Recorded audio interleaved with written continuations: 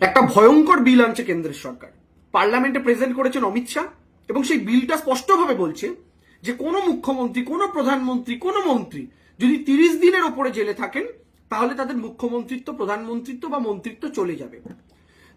তিনি যদি 30 দিনের মধ্যে পদত্যাগ না করেন তাহলে রাজ্যপাল মুখ্যমন্ত্রী বা মন্ত্রীদের ক্ষেত্রে অটোমেটিক্যালি 31 দিনের মধ্যে তার মুখ্যমন্ত্রী বা মন্ত্রীর পদ চলে যাবে। এবং যদি প্রধানমন্ত্রী 30 দিনের জেলে যাওয়ার 30 দিনের মধ্যে রেজিগনেশন না দেন তাহলে 31 দিন থেকে অটোমেটিক্যালি তিনি আর প্রধানমন্ত্রী থাকবেন না। এরকম একটা বিল আনছে। বিজেপি হৈ হৈ করে নাচছে, সাধারণ মানুষকে বোঝানোর চেষ্টা করছে, দেখুন আমরা তো রাজনীতি থেকে দুর্নীতিগ্রস্তদের সরিয়ে দেওয়ার জন্য এই কাণ্ড কারখানা করছি, আমরা তো চাই রাজনীতিতে যেন দুর্নীতিগ্রস্ত লোকজন না থাকেন। এই প্রচারটা বিজেপি করছে এবং বিজেপির সাথে কিছু সংবাদ মাধ্যম এই প্রচারে লিপ্ত হয়েছে, বিশেষত ন্যাশনাল হিন্দি মিডিয়াগুলো।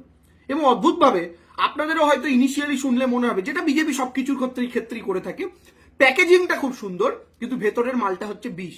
নোটবন্দির সময় দেখেছিলেন সন্ত্রাসবাদের কোমর ভাঙবে, কালো টাকা দূর হবে, কিন্তু কি দেখলেন যে বড় বড় শিল্পপতিদের ব্ল্যাক মানিটাকে হোয়াইট করার জন্য এই পলিসিটা ছিল।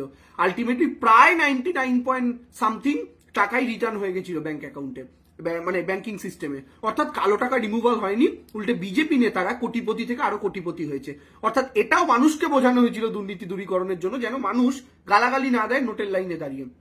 Same as NRC, same as CA, প্রত্যেকটা ক্ষেত্রেই মানুষকে বোঝানো এক হয়েছে। আর আলটিমেটলি দেখা গেছে বিজেপির ভেতরের উদ্দেশ্য অন্যরকম ছিল, যেটা এখনো আসামের 17 লাখের মধ্যে 13 লক্ষ 12 লক্ষ হিন্দু বাঙালি কিন্তু জানে, যারা হিন্দু হিন্দু ভাই ভাই শুনে বিজেপিকে ভোট দিয়েছিল। এখন এই বিলটা শুনলে আপনি ভাববেন ভালো তো, মন্ত্রীরা গ্রেফতার হয়ে যায়, তারা পদত্যাগ করে না, জেলে থেকে সরকার চালায়, জেলে থেকে মন্ত্রিত্ব চালায়, ভালো তো 30 দিনের ওপরে চলে যাবে। কিন্তু এখানে মুশকিলটা কোথায় জানেন? বিজেপি রিসেন্ট টাইমসে যে রাজ্যে যে বিরোধী মন্ত্রীদের গ্রেফতার করেছে সেই রাজ্যে ম্যাক্সিমাম কেস হচ্ছে পিএমএলএ কেস। এখন পিএমএলএ কেস কি? Prevention of money laundering act. এই অ্যাক্টের সঙ্গে বাকি কেসগুলোর একটু তফাৎ আছে। অন্যান্য আমাদের আইনি ভাষায় কেস কি? কেস হচ্ছে, ধরুন আপনার বিরুদ্ধে কেউ একটা চুরির কেস দিল, পকেট মানির কেস দিল, শ্লীলতাহানির কেস দিল। এর অর্থ কি? এর অর্থ হচ্ছে যে আপনাকে কেউ কেস দিয়েছে, যে কেস দিয়েছে তার দায়িত্ব এটা প্রমাণ করার যে আপনি অপরাধী। ঠিক আছে? এখন পিএমএলএ কেসের জায়গাটা কেন আলাদা, উল্টো? আমাদের আইনি সিস্টেম বলে everyone is innocent until proven guilty, কিন্তু এক্ষেত্রে উল্টো। পিএমএলএ অ্যাক্টে he or she is guilty until proven innocent. আর এই ইনোসেন্টটাকে নিজেকে নিজে প্রমাণ করতে হবে। মানে কত বড় ভয়ঙ্কর কেস দেখুন, যে আপনাকে রাস্তায় আপনি যাচ্ছেন, ধরুন আপনি একজন পুরুষ মানুষ, আপনার কোনো মহিলার সাথে ঝামেলা রয়েছে, কোনো একটা কারণে হতেই পারে, অন্য কোনো কারণে, টাকা পয়সা সংক্রান্ত বা পারিবারিক ঝামেলা হতেই পারে। সে রাস্তায় বেরিয়ে আপনার নামে অভিযোগ করলো আপনি তার শ্লীলতাহানি করেছেন। এমন একটা জায়গায় কেউ দেখতে পায়নি, সে মহিলা গিয়ে ধরুন থানায় অভিযোগ করলো, পুলিশ আপনাকে তুলে নিয়ে গেল। এতদিন সিস্টেমটা কি ছিল? যে মহিলার কেস অনুযায়ী পুলিশকে প্রুফ করতে হবে আপনি দোষী। পুলিশ যদি আদালতে প্রুফ না করতে পারে তাহলে আপনাকে বেকসুর খারিজ করে দেওয়া হবে। আর এটাই যুক্তিযুক্ত। কেন পুলিশকে কেন প্রুফ করতে হবে? কারণ যেহেতু পুলিশ বা ওই মহিলা, উনি অভিযোগটা এনেছেন, তাই প্রুফ করার দায়িত্ব ওনার। এবার ভাবুন এরকম সিস্টেম হতো যে আপনি রাস্তায় বেরিয়েছেন, আপনার সাথে যে কারোর অভিযোগ রয়েছে সে আপনাকে কোনো একটা কেস দিয়ে দিল, আপনি অ্যারেস্ট হয়ে গেলেন। কিন্তু এক্ষেত্রে উল্টে গেল, যে আপনাকেই প্রমাণ করতে হবে আপনি নির্দোষ। কি করে করবেন? আপনি কারো শ্লীলতাহানি করেননি, এটা আপনি কি করে প্রমাণ করবেন? করতে পারবেন কেউ? ধরুন আপনাকে বলা হলো আপনি চুরি করেছেন, কিন্তু পিএমএলএ কেসটার মতো করে সাজানো হলো, বা বলে দেওয়া হলো এবার এই আইন লাগু হবে যে আপনি কারোর থেকে 500 টাকা নিয়েছেন তার পকেট মানি করে।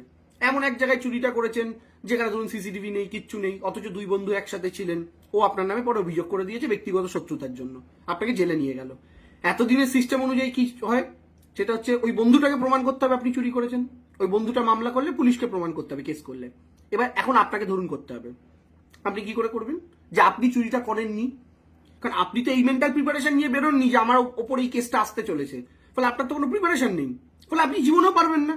পিএমএলএ কেসটা হচ্ছে এরকম কেস, যে যাকে গ্রেফতার করা হয়, যাকে অপরাধী সাজানো হয়, তাকেই প্রমাণ করতে হয় যে তিনি নিরপরাধ।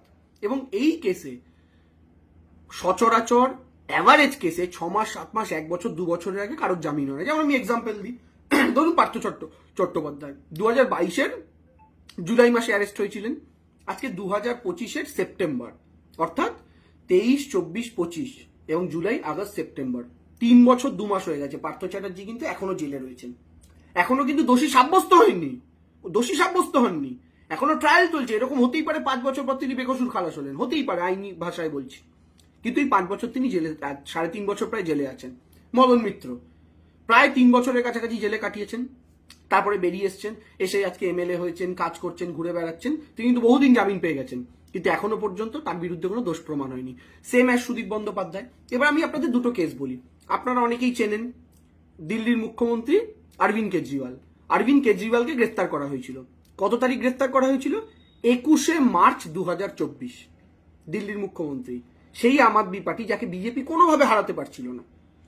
21শে মার্চ 2024 তারিখটা উনি গ্রেফতার হন। কেন আমি তারিখটা মেনশন করলাম? লোকসভা ভোট কোন টাইমে হয়েছিল মনে আছে? এই মার্চ, এপ্রিল, মে, জুন, এই 4 মাস।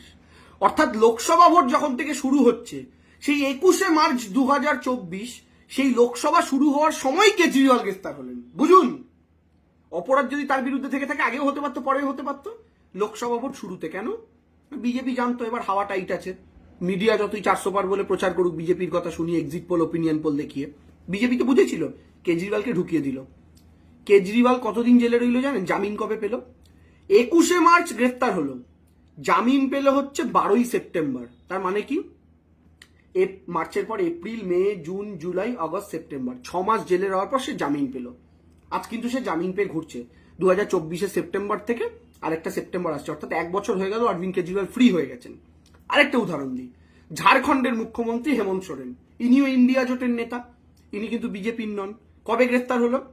31শে জানুয়ারি 2024। আবার বুঝুন, ঠিক লোকসভা নির্বাচন শুরু হওয়ার 2 মাস আগে। কেন? কারণ ঝাড়খণ্ডে তিনি ক্ষমতায় আছেন, তাকে গ্রেফতার করে নিতে পারলে তার পার্টি দুর্বল হয়ে যাবে, বিজেপি ওই রাজ্যে ভালো রেজাল্ট করবে। সেম অ্যাজ কেজরিওয়াল, ও ক্ষমতায় ছিল দিল্লিতে, তাই মুখ্যমন্ত্রী থাকাকালীন ওকে গ্রেফতার করো, ওর পার্টির সিস্টেম বসে যাবে, বিজেপি ভালো রেজাল্ট করবে। তাহলে কি হলো কেস? হেমন্ত সোরেন গ্রেফতার হলো 31শে জানুয়ারি 2024। কবে বেল পেল? 28শে জুন 2024। মানে কি? জানুয়ারি, ফেব্রুয়ারি, মার্চ, এপ্রিল, মে, জুন, এই যে 28শে জুনও বেরোলো, লোকসভা ভোটের রেজাল্ট বেরিয়েছিল 4 জুন 2024। অর্থাৎ লোকসভা ভোট শুরু হওয়ার আগে অ্যারেস্ট হলো, আর লোকসভা ভোটের রেজাল্ট বেরিয়ে যাওয়ার 20 দিন পর জামিন পেল। সেম অ্যাজ কেজরিওয়াল, একজন 6 মাস, একজন 5 মাস জেলে কাটালেন। এবার আপনি আমায় কথা বলুন, এরা তো জামিন পেয়ে গেছে, আজকে বহুদিন ঘুরছে, এদের কারোর বিরুদ্ধে অভিযোগ প্রমাণিত হয়নি। এবার এই যে এদের 5 মাস জেলে খাটানো হলো পিএমএলএ আইন দিয়ে, কারণ পিএমএলএ আইন দিয়ে সহজে জামিন পাওয়া যায় না। কারণ আমি আবার বললাম, এটা উল্টো আইন, যে আপনার বিরুদ্ধে অভিযোগ হলে আপনাকেই প্রমাণ করতে হবে আপনি নির্দোষ, যে অভিযোগ করেছে তার দায় নয়, পুরো উল্টো কেস। এখনো পর্যন্ত আমি আপনাদের একটা তথ্য দিই, ধরুন 28 জন এমন নেতা নেত্রী যারা বিরোধী দল করতেন, তাদেরকে ইডি সিবিআই দিয়ে বিজেপি গ্রেফতার করিয়েছিল। ঠিক আছে? আপনারা কি জানেন এই 28 জনের মধ্যে 25 জন বিজেপিতে চলে যাবার পর কিংবা বিজেপির সঙ্গে জোট করে নেওয়ার পর এদের বিরুদ্ধে আর একটাও কেস এগোয়নি, সিবিআইডি তাদের একবারও রাখেনি। 28 জনের মধ্যে 25 জন। এই অঙ্কগুলো আমি কেন বলছি? কারণ এই যে ধরুন কেজরিওয়াল 6 মাস অ্যারেস্ট হইলেন, হেমন্ত সোরেন 5 মাস অ্যারেস্ট হইলেন, মদন মিত্র 3 বছর অ্যারেস্ট হইলেন, জ্যোতিপ্রিয় মল্লিক এখনো অ্যারেস্টেড, সুদীপ বন্দ্যোপাধ্যায় অ্যারেস্টেড ছিলেন, তাপস পালকে তো অ্যারেস্ট করে মেরেই দিল লোকটাকে, লোকটা বেরিয়ে মরেই গেল অসুস্থ হয়ে। ঠিক আছে? এই যে বিভিন্ন, এটা পশ্চিমবঙ্গের বলে আপনারা এত এক্সাম্পল জানেন, অন্যান্য রাজ্যে দেখুন মুখ্যমন্ত্রী তুলে দিচ্ছে, ছুটখাট মন্ত্রী নয়, চিফ মিনিস্টারকে তুলে দিচ্ছে। এবার আপনি আমার একটা কথা বলুন, এই আইনটা যদি পাশ হয় তাহলে বিজেপি কি করবে? বিজেপি তো কেস প্রমাণ করার দরকার নেই, কারণ কোন রাজ্যেই কোন বিরোধীর বিরুদ্ধেই ওরা 14 বছরে কেস প্রমাণ করতে পারেনি, 10-12 বছরে। ওদের কেস প্রমাণ করার উদ্দেশ্যও নয়, ওদের উদ্দেশ্য ছিল জেলে ঢোকাও, ঢুকিয়ে ভয় দেখাও, হয় জেলে ঢোকানোর ভয় দেখিয়ে পার্টিতে নিয়ে আসো, যেভাবে অজিত পাওয়ারদের করেছিল অন্যান্য দলদের। আর সেটা যদি যেমন শুভেন্দু, নারদার কেস ছিল, সারদার কেস ছিল, ওকে ভয় দেখিয়েছিল জেলে ঢোক, নাহলে বিজেপিতে, ও বিজেপিতে গিয়ে এখন পুরস্কার পেয়ে গেছে, জেলে আর ঢুকতে হয়নি। তো যারা স্বার্থান্বেষী রাজনীতিবিদ, যাদের আদর্শ তোয়াক্কা করে না, তারা ভয় পেয়ে চলে যায়, মেরুদণ্ড বিক্রি করে দেয়। তো বিজেপি দেখেছে যে হয় এই পলিসিতে কিছু রাজনৈতিক দলকে নিয়ে আসো, কিন্তু এই রাজনৈতিক দলদের বাকিদেরকে নিয়ে আসতে হলে যে রাজ্যের বিভিন্ন বিরোধী রাজনৈতিক দল আছে, সেই রাজনৈতিক দলগুলোকে ভোটে তো হেরে লড়ে হারানো যাচ্ছে। যেমন তৃণমূল কংগ্রেস ভোটে লড়ে বিজেপি পারছে না, আপনারাও জানেন। 21-এ ট্রাই নিয়েছে, পারেনি। 24-এ ট্রাই নিয়েছে, পারেনি। তো বিজেপির কাছে লাস্ট অপশন কি? যে এভাবে তৃণমূলকে সরানো যাবে না। তৃণমূলের মন্ত্রীদের অ্যারেস্ট করেছে, তাতেও কিছু হয়নি। বিভিন্ন নেতা নেত্রী গ্রেফতার হওয়ার পরও তৃণমূল জিতছে, কারণ মানুষ বুঝতে পারছে এটা বিজেপির চক্রান্ত। বিভিন্ন রাজ্যের মুখ্যমন্ত্রীদের তুলে নিচ্ছে। হেমন্ত সোরেনকে গ্রেফতার করে নিল, হেমন্ত সোরেন আসার পর আগের বার চেয়ে বেশি সিট নিয়ে ক্ষমতায় এলো গ্রেফতার করার পর, ঠিক আছে। চন্দ্রবাবু নাইডু গ্রেফতার হয়েছিলেন, তিনি গ্রেফতার হওয়ার সময় বিরোধী ছিলেন, গ্রেফতার হওয়া থেকে বেরোলেন, বেরিয়ে রাজ্যে ক্ষমতায় চলে এলেন, ঠিক আছে। তো এই জিনিসগুলো হচ্ছে। এবার এই আইনের মাধ্যমে বিজেপি কি করবে? যে যে বিরোধী রাজ্যে কাউকে হারাতে পারছে না, সেই বিরোধী রাজ্যের মুখ্যমন্ত্রীদের বুজুং বাজুং যা হোক আল ফাল কেস দিয়ে পিএমএলএ অ্যাক্টে বা এরকম টাইপের অ্যাক্টে তাদেরকে অ্যারেস্ট করবে। এবার এই অ্যারেস্টের অর্থ হচ্ছে মিনিমাম 5 মাস জেলে থাকতেই হবে, আপনি অপরাধী হন বা না হন, মিনিমাম 5 মাস। আর অ্যাভারেজ ক্ষেত্রে আপনি যদি দেখেন 1 বছর 2 বছর কোনো ব্যাপারই না, মিনিমাম 5-6 মাস বললাম আমি, ঠিক আছে। এবার ভাবুন, মুখ্যমন্ত্রীগুলোকে অ্যারেস্ট করলো, 4-5 মাস জেলে রাখলো, কিন্তু বিজেপি আইনটাই কি বলছে? 30 দিনের ওপরে জেলে থাকলেই তার পথ চলে যাবে। এবার বিজেপি বলবে আমরা তো প্রধানমন্ত্রীরও রেখেছি। আরে আমরা কি ছাগল না আমাদের তার কাটা আছে বলুন তো? আমরা পাগল না আমরা শুভেন্দু? কোনটা? প্রধানমন্ত্রী বিলের মধ্যে প্রধানমন্ত্রী শব্দটা রেখে দেখাচ্ছেন, দেখো বাবু আমি কত নিরপেক্ষ, আহাগো আমার।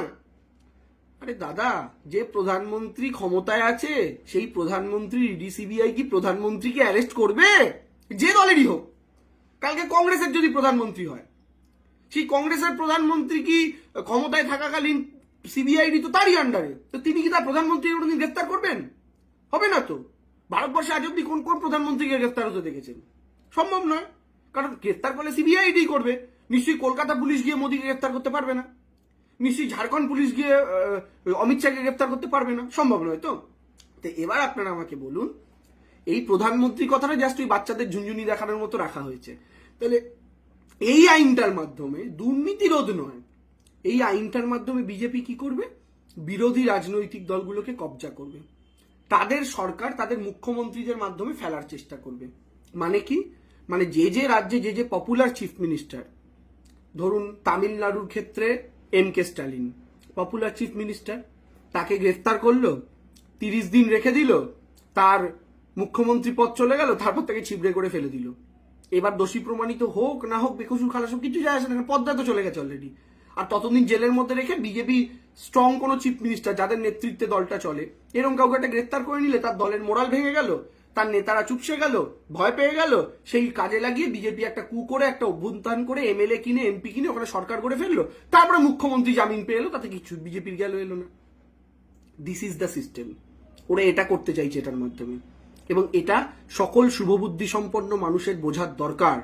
এই আইনটার বিরোধিতা সেই কারণে সর্বাত্মকভাবে করা দরকার। যদিও বিজেপি আইনটা বলবৎ করতে পারবে না, তার কারণ হচ্ছে এই আইনটা করা মানে হচ্ছে কনস্টিটিউশনে অ্যামেন্ডমেন্ট করতে হবে, অর্থাৎ সংবিধানে বদল ঘটাতে হবে। আর সংবিধানে বদল ঘটাতে হলে আপনার 2/3 কাছাকাছি মেজরিটি লাগে। তো এই মুহূর্তে তো বিজেপি একদমই মানে সিঙ্গেল লার্জ, আপনার সংখ্যাগরিষ্ঠতা নেই, একক সংখ্যাগরিষ্ঠতা 272, সেখানে বিজেপির 240, সেটা 2/3 তো অনেক দূরের কথা। ফলে বিজেপির দ্বারা এটা করা সম্ভব নয়। বিজেপি এটা এখন কেন করলো? ওই মানুষের কাছে একটা ফিরকি দেওয়া, দেখো আমরা চুরির বিরুদ্ধে লড়তে চাইছি, বিরোধীরা চাইছে না। কিন্তু আসলে গল্পটা অন্য, আপনারা বুঝতে পারছেন। আরেকটা কারণ কি? এই এসআইআর নিয়ে মানুষের মনের মধ্যে যে ক্ষোভ, এই যে বিহারে বিজেপি প্রায় হারার মুখে দাঁড়িয়ে রয়েছে, এই যে সব রাজ্যে মানুষ ক্ষিপ্ত, বাংলায় বাংলা বাঙালিদের ওপর অত্যাচার চলছে, গোটা দেশে কেন্দ্রের সরকারের বিরুদ্ধে মানুষ একদম ফুটছেন, মানে এই মুহূর্তে দেশে ভোট হলে বিজেপির 120 সিট পেরোনো মুশকিল আছে।